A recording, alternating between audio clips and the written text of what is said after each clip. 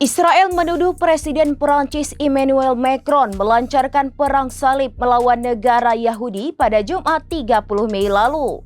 Komentar ini merujuk pada ucapan Macron yang mengajak negara Eropa untuk memperkeras sikap mereka terhadap Israel jika situasi kemanusiaan di Gaza tidak membaik. Kementerian Luar Negeri Israel dalam sebuah pernyataan membantah adanya blokade bantuan kemanusiaan. Menurutnya, Presiden Perancis telah berbohong soal kondisi di jalur Gaza. Kementerian Luar Negeri Israel lantas menyindir Macron yang justru berpihak pada Hamas dengan rencana mengakui negara Palestina. Pekan lalu, Israel mencabut sebagian blokade yang telah berlangsung selama lebih dari 2 bulan terhadap Gaza.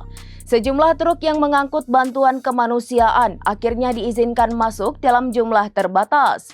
Sementara itu, Macron belakangan semakin vokal menyuarakan dukungannya terhadap Palestina. Dalam pidatonya di Singapura pada Jumat 30 Mei, ia mengajak negara-negara Eropa untuk menekan Israel jika kondisi Gaza masih memburuk. Terkait rencana Prancis mengakui negara Palestina, Macron menyebut telah mempertimbangkannya dengan matang. Sebab hal ini bukan hanya kewajiban moral, namun juga menyangkut kebutuhan politik dunia.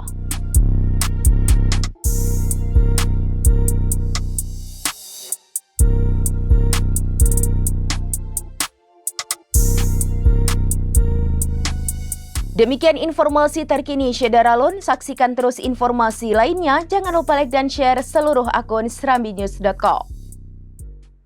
Download Tribun X sekarang.